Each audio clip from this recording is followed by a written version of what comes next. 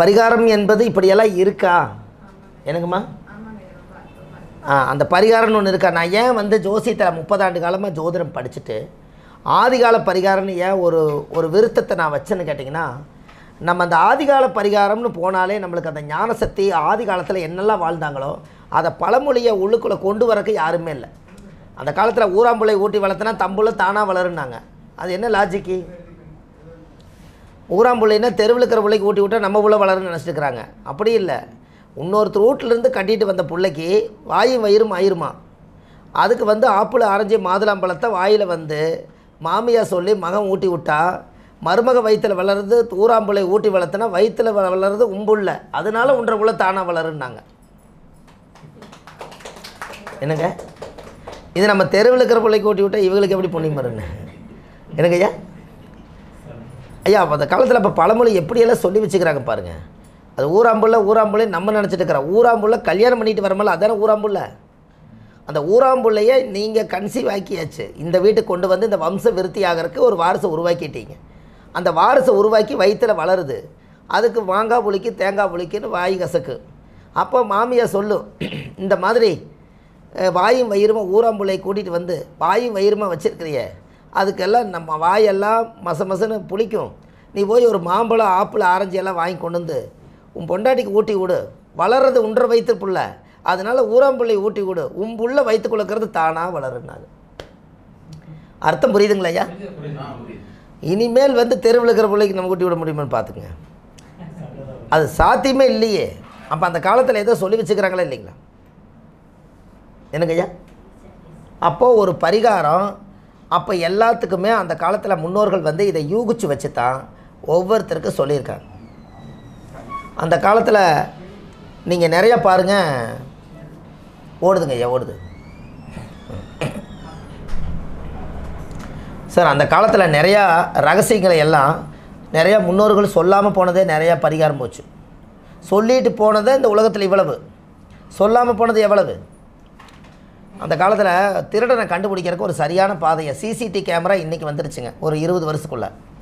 அதுக்கு முன்னாடி ஒரு 50 பேர் 100 பேர் அரண்மனையில் வேலை செய்வாங்க.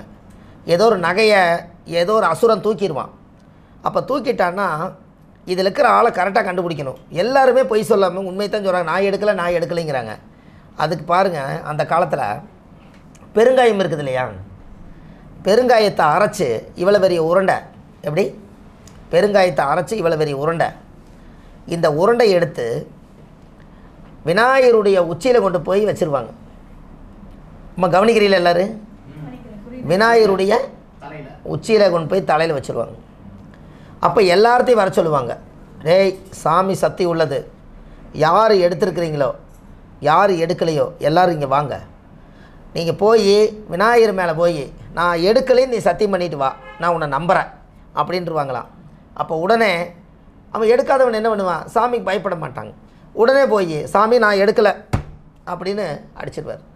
இதை அடித்தோடனே என்ன ஒட்டும், பெருங்காயம் ஒட்டும். வெளியில் வருவாங்க, அந்த வழியில் வந்தோடனே பார்ப்பாங்க பெருங்காய வாழை அடிக்கி. அப்போ இவன் உண்மையாலுமே சத்தியம் பண்ணியிருக்கிறாரு, வா அடுத்தால விடு, மறுபடியும் போ, உள்ளே போய் நான் இந்த பொருளை எடுக்கலை அப்படின்னு சத்தியம் பண்ணுவார். மறுபடியும் பெருங்காய வாடகை அடிக்கும், போ நீ உண்மையாலுமே சாமி மேலே சத்தியம் பண்ணிக்க, நீ எடுக்கலை. அப்போ இதில் 10 பேர் 20 பேர் உள்ளே போவாங்க. ஏதாவது ஒருத்தர் எடுத்திருந்தான்னா அவன் சத்தியம் பண்ணுற மாதிரி போய் அந்த சாமி தொடாமல் அப்படியே வந்துடுவான். அவன் கையில் பெருங்காய வாடகை அடிக்காது. என்னங்க, அவங்க கையில் பெருங்காய வாடகை அடிக்காது. வாராஜான்னு அழுங்காமல் பிடிச்சி விசாரணை பண்ணாங்கன்னா அவர் தான் எடுத்தேன்னு வந்துடும். எப்படி சிசிடிவிக்கு முன்னாடி பரிகாரம்,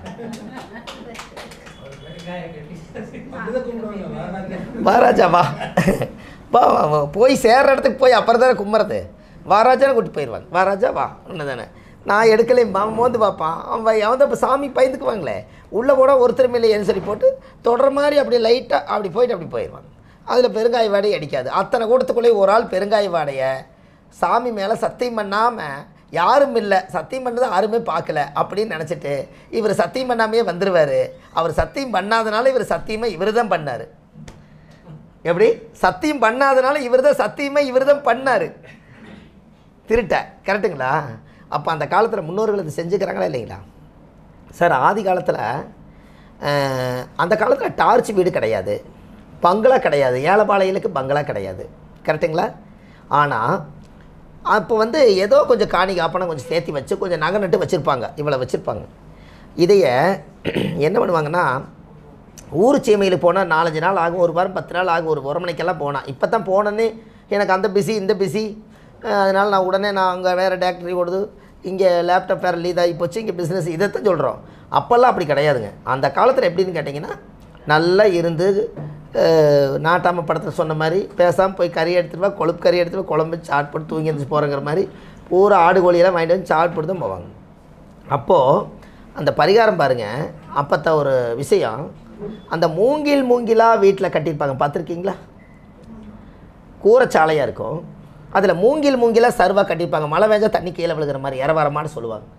அந்த மூங்கில் எல்லாம் பார்த்தீங்கன்னா ஓட்டை போட்டிருப்பாங்க. அந்த ஓட்டையில் உள்ளே கை விட்டிங்கன்னா இவ்வளோ தூரம் போகும், இவ்வளோ தூரம் போகும். அந்த கணுவாக இருக்குல்ல, அப்போ இந்த மூங்கில் என்ன பண்ணுவாங்கன்னா, அந்த மூங்கில் வந்து அவங்களுக்கு ஒரு உரம் மாதிரி ஆகிடும் அவங்களுக்கு. அப்போது இந்த நகநட்டை எல்லாம் கொண்டு வந்து அந்த மூங்கிலுக்குள்ளே உள்ளே வச்சு சாமியோட எண்ணெய்க்காய் போட்டிருப்பாங்களே சாமிக்கு, அதில் போய் கத்தியில் சுரண்டிட்டு வந்து அந்த உருண்டையை தாறு மாதிரி அழுக்க கொண்டு வந்து மூங்கில் அப்பி வச்சுருவாங்க. எப்படி அப்பி வச்சுருவாங்க.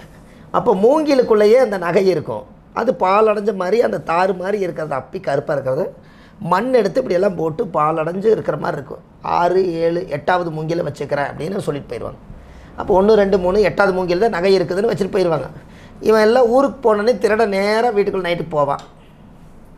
இவன் ஊருக்கு போயிடுவாங்க, நகையை பாதுகாப்பு பண்ணியாச்சும் ஊருக்கு போயிடுவாங்க. திருட கரெக்டாக கூரை பிரிச்சுட்டு உள்ளே இறங்குவான்.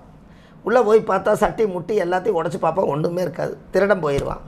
நகை வெளியே இருக்குது, திருட உள்ளே இருக்கானுங்கண்ணா. எப்படி பரிகாரம் என்னங்கய்யா?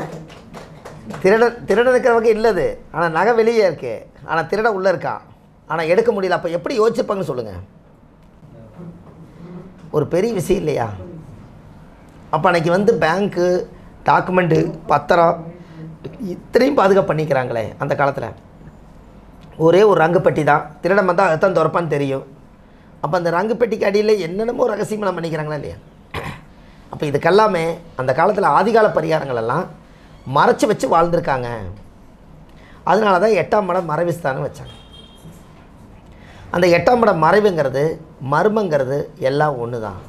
அதனால் பூமிக்கு அடியில் கொண்டு போய் நிறைய பொருள்களை பாதுகாப்பு பண்ணி வச்சு நிறைய பேர் பூமிக்கு மேலே இறந்து போய் கடைசியில் பூமிக்கு இருக்கிறது கடைசி வரைக்கும் சொல்லாமல் போயிட்டாங்க.